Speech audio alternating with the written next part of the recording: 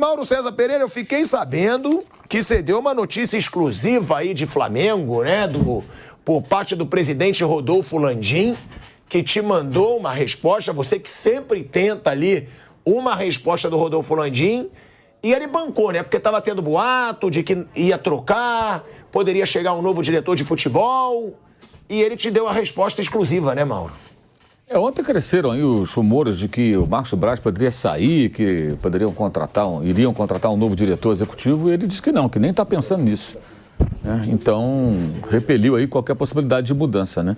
Não significa que isso não possa acontecer mais adiante, né? Talvez para o ano que vem, enfim, mas pelo jeito, por enquanto, não vai mudar nada. Não vai mudar nada. Eu acho mais fácil ele mudar de ideia com relação ao técnico e, dependendo do resultado de sábado no jogo Botafogo e Flamengo, ele abrir mão do Sampaoli do que ele fazer uma mudança estrutural no departamento de futebol.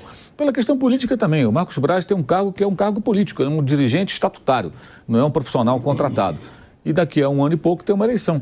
Então, acho que tem esse contexto que não pode ser ignorado, né? Não estou aqui justificando nada, só estou tentando traduzir o momento, mas ele negou veementemente, falou, nem se pensou nisso, foi a resposta dele. Ou seja, pelo jeito, não vai mudar nada na estrutura do departamento de futebol do Flamengo, que precisa de mudança, sim. Não sei se no meio do ano, no meio da temporada vai resolver, até porque eu acho que não... Eu falo sempre isso, não adianta tirar o Marcos Braz e colocar o Braz Marcos. Magrinho, né? Um cara com o nome dele invertido e magro, ele é gordinho, o cara magrinho, não adianta nada.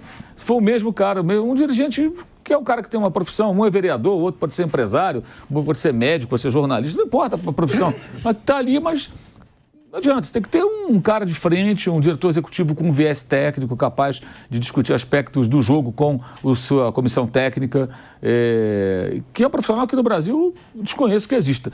Todos os diretores executivos que a gente vê nos grandes clubes são caras de mercado, para contratar jogador. Eu estou falando de um cara que faça esse trabalho com mais amplitude, ou seja, alguém que, por exemplo, aquela coisa, o técnico chega e fala, eu quero contratar fulano de tal. Por que você quer contratar? Por tal característica, assim. Sérgio, mas nós temos aqui 3 jogadores que fazem isso. Por que você quer contratar esse cara? Não, porque tem isso, sabe, o técnico tem que ter alguém que converse com ele, que convença. Agora mesmo, o São Paulo queria o Alan de qualquer maneira, né? Queria o Alan, o Flamengo foi lá e fez um esforço danado, o Atlético fez jogo duro para vender, vendeu. Não foi barato. Aí ele escala o Thiago Maia, que está numa temporada muito fraca. Vai entender. Não queria tanto que esse cara, por que joga o outro? Não foi uma vez só, não, já mais de uma partida. É estranho. Agora, alguém ali tem esse perfil para discutir essas coisas com o técnico? Eu acho que não. Então, assim, uma mudança tem que ser uma mudança mais profunda e alguém com capacidade para passar um pente fino no departamento e identificar todos os pontos que precisam de mudança para que as coisas melhorem. Mas talvez, né, se o Marcos Braz permaneça, ele que é vice de futebol e que é político, é um cargo político nitidamente, porque o Landim diz que não vai tirar ele enquanto ele tiver no mandato, ele não vai sair, mas que troque o Bruno Spindel. Pode ser também.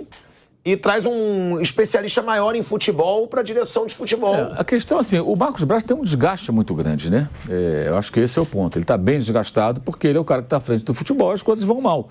Então, troca de técnico, contratações e tal. Então, tem um desgaste muito grande. Eu acho que é difícil que a torcida volte a vê-lo com bons olhos, como já viu, por exemplo, em 2019 e 2020, ali, que o Flamengo foi campeão, ele foi muito elogiado e tudo mais. Outro assunto que também ganhou muito destaque essa semana, que ressuscitaram esse assunto, foi o problema dele com o Gabigol, né? Que foi no começo de julho, já tem 2 meses a fazer. Mas teve o Gabigol curtindo também declarações questionando ele, o Spindel e o Landim, né? Essa é uma outra questão, mas assim, ontem voltou a história porque os dois não se falam desde então. Também recebi essa informação há alguns dias de que desde aquela discussão, o Gabigol e o Marcos Braz quase não se falam. Que também eu acho que, para mim, eu acho que é pouco relevante. O Gabigol não tem que tomar café com o Marcos Braz, nem ser amigo dele, tem que ir lá jogar. O Marcos Braz tem que ser o chefe do departamento, né? O vice-futebol, não que está à frente. Então, amadura, profissional, ele que tem que tomar as decisões. E no episódio em questão, aí ontem, acho que foi a ESPN que reproduziu no seu site lá um diálogo, é meio bizarro, que aí tem um erro do dirigente, né? Que ele teria reclamado do gramado, o jogador, e aí a resposta do Braz teria sido: quer gramado bom, vou jogar na Premier League. Não tem que fazer isso. O Flamengo tem que oferecer um gramado bom para os seus jogadores. Não é o Marcos Braz que cuida do campo, é verdade, mas ele representa o clube que tem que se preocupar com isso. Essa resposta não tem cabimento, né? Quer gramado bom, vai... É como se, sei lá, o cara é motorista de ônibus, o ônibus está ruim, você quer pegar um ônibus bom, com freio, com segurança, estabilidade, vai para a empresa tal. Não, a empresa tem que dar ao profissional condições de trabalhar. O campo é o ambiente de trabalho do atleta. Mas isso acontece também por conta de uma reação também do Gabriel também equivocada. Que ele, segundo se comentou à época, teria reclamado com veemência, aí tudo bem, o cara tá pé da vida, pô, você que me machuquei, essa gramada é uma porcaria e tal. Eu acho que até é normal o rompante do cara. A indignação por se machucar, na visão dele, por conta do mau estado do piso. Mas ele queria ir embora, foi o que se comentou à época, que ele queria ir embora. E aí o médico fala para ele, não, você não pode ir embora, tem um exame antidoping que vai ter um sorteio. Se você for sorteado e você não estiver no estádio, olha o problema, caracteriza doping, porque você não recolheu o material, então os caras vão, então tá dopado. Aí você vai ter que recorrer, pode ficar um tempão sem jogar, você tem que ficar aí. E além disso, o jogador que sai machucado ou substituído tem, na minha visão, a obrigação de permanecer ao lado dos colegas, acompanhando o jogo. Se ele estiver machucado, não puder ficar no banco lá, tiver que fazer um tratamento com alguém da equipe lá, da equipe médica e tudo mais, que ele fica no vestiário com a televisão ali e tal, vendo o jogo, mas está no estádio, está fazendo tratamento, aqui é mais adequado, não tem problema nenhum. Tem que botar o cara no gelo, enfim, mas o ideal é que o cara fique até o final. Os caras estão jogando, você vai embora, né? Não tem sentido. E aí o Marcos Braz teria feito essa intervenção. Não, você não pode ir embora, e eles discutiram. Então acho que aí os dois estão errados. O jogador não pode querer ir embora no meio do jogo, está errado, e o dirigente não pode falar para ele que se ele quiser gramado bom, que vai jogar na Premier League. Aí, o que você fez na Europa, bate-boca e tudo. Acho que isso mostra assim, o desmando, né? O jogador não respeita a hierarquia, grande demais, o dirigente não sabe também como se posicionar, porque não é assim que tem que se posicionar. Era muito simples. Gabriel, você é funcionário do Flamengo, você se machucou, o problema do gramado, a gente pode levar isso adiante, evidentemente, você tem até dose de razão se você de fato se machucou com o gramado, mas sua obrigação é ficar aí, fazer um tratamento imediatamente com o médico, com a equipe médica e esperar o final do jogo, acompanhar o final do jogo. Seus colegas estão lá jogando ainda, estavam voltando para o segundo tempo, isso foi no intervalo. Os jogadores já estariam retornando quando houve essa discussão. Mas, sinceramente, eu acho que isso, muito mais importante do que a discussão dos dois, ou quem tem razão, eu acho que nenhum dos dois tem razão, é como isso ilustra o desmando no departamento de futebol. Que é o desmando. Assim, é uma coisa que é bem solta demais. Solta demais. Agora, para um cara chegar e pôr ordem na casa, tem que ter respaldo. Aí eu vou lembrar que o Paulo Souza chegou com essa missão de mudar tudo. Não teve respaldo.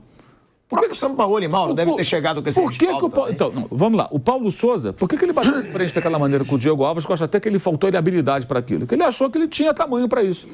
Aí teve uma reunião dos dirigentes, o técnico, e foram 5 jogadores, 4 além do jogador com o qual ele discutiu. Que estranho, né? Quer dizer, olha, eu falo que é uma panela. Comissão, né? É uma comissão.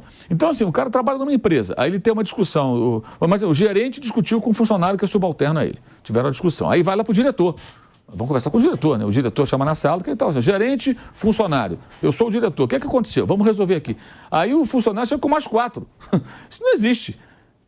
4 colegas para ajudá-lo a defendê-lo. Para quê? Para ferrar o gerente? É esse o objetivo? Pergunto eu.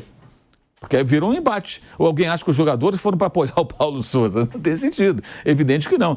E já mostra que já desde então era uma grande zona. E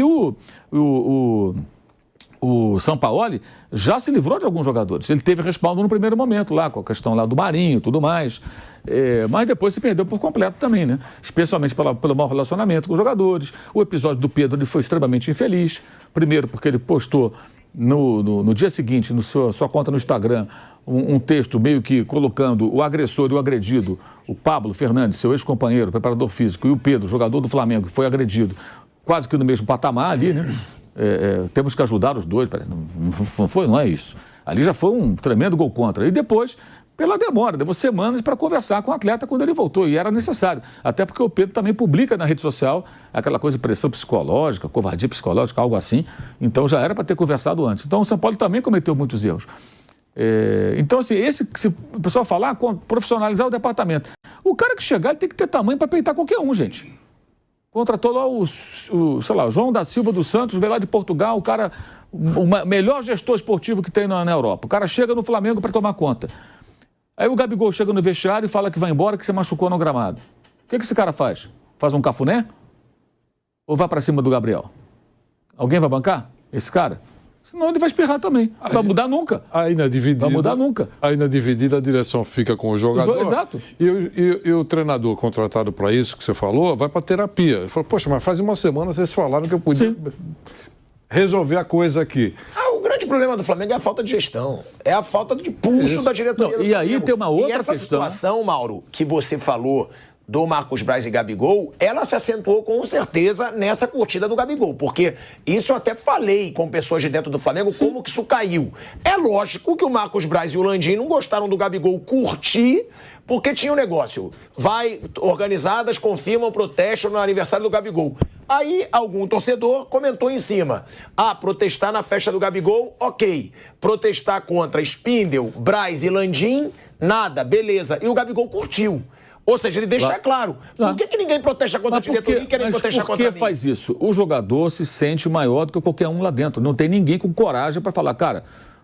Primeira coisa, assim, aí tem uma outra coisa também. Parte da torcida, ela reverencia o jogador de uma maneira que parece que o jogador faz um favor ao clube. Gabriel não faz favor nenhum pro Flamengo. Ele está na história do clube, ele deu várias alegrias à torcida, agora ele é funcionário do Flamengo, ele recebe um alto salário, ele tem obrigações para com o clube e o que ele faz é o trabalho dele. É o trabalho dele. Então, ele tem que cumprir também as regras que existem ali dentro. E não é verdade que a torcida não proteste contra Braz, Landim e Spindel, especialmente Braz e Landim. Protesta há muito tempo, há mais de um ano. Eles são xingados do Maracanã, todo jogo praticamente. Você já ouviu, já ouvi. Sim. Levam faixa. Tem torcida organizada que leva a faixa lá e coloca lá, estamos aqui pelo manto, não por vocês, não sei o quê, diretoria incompetente. Todo jogo. Todo jogo. Não só avulsos, como torcedores organizados. Há protestos regulares contra a diretoria, especialmente Rodolfo Landim e Marcos Braz. Então, quando alguém diz, protesta contra... Eu acho ridículo protestar na festa do Gabriel. Quer protestar contra o jogador pela atuação, vai a ele no campo lá, jogou nada, vai embora. Direito do cara que comprou o ingresso. Na festa não tinha que ninguém lá, aqueles caras são os panacas. Não tinha nada que fazer aquilo. Se tinham razão, perderam, né? Nesse embate. Mas era esperado. Sim. Não deveriam ir, mas era esperado. E foram o quê? Uns 20, 30 caras ali para tentar aparecer, sei lá, para que aquilo. Mas protestos acontecem contra os dirigentes, sim, já teve na porta do CT protesto. Então vendem uma narrativa, é a mesma coisa. De vez em quando você você está criticando o jogador que jogou mal, mas não critica o dirigente. Porra, a gente critica a gente todo dia aqui. Todo dia. Todo dia. Todo dia. Então vem cá, como é que é isso? Quer dizer, o maluco pega, faz um recorte do que lhe convém para dizer que o jornalista não critica. Critica sim. A gente critica sempre aqui. O que eu faço ressalva é, não pensem que a cura desse mal é tirar apenas o Marcos Braz. É algo maior. Eu estou tentando ser bem didático aqui. Tira o Marcos Braz, bota um outro cara, não resolve nada. Bota um profissional, um cara bom, ele vai conseguir mexer nesse vespeiro e mudar isso tudo? Porque eles permitiram chegar a esse ponto. Chegasse a esse ponto. Esse que é o detalhe. Então tem jogador que fica grande demais. E aí você vê. O Gabigol fez uma coisa nesse último jogo. Mauro, agora. Eu só vou para um break rapidinho na Rádio Jovem Pan. Seguimos no YouTube. Ele fez um gesto agora nesse último jogo que se tivesse ali comando, alguém já teria chamado ele para conversar. De mostrar o... Ele sai do campo, aí tem uma divisão. Alguns torcedores vão, outros aplaudem, né? Ele jogou mal. Jogo do Internacional, né? 0-0. Ele está saindo, vai entrar o Pedro. Aí ele vai e retribui aplauso. Até aí tudo bem. Vocês que estão me aplaudindo, eu aplaudo, estão vaiando também, tudo bem, é do jogo, vão embora. Aí quando ele chega mais perto da torcida, ele começa a apontar o pet de campeão. Vem cá. Quando ele faz isso para a torcida, como fez do Atlético Paranaense, eu acho que, ok, a torcida adversária está xingando o cara, provocando o cara, ele retribui a provocação. Está aqui, eu fui campeão em cima de vocês, aqui, mostra a tatuagem na coxa, né? Taça Libertadores, eu ganhei em cima de vocês, eu fiz o gol do título. Um abraço.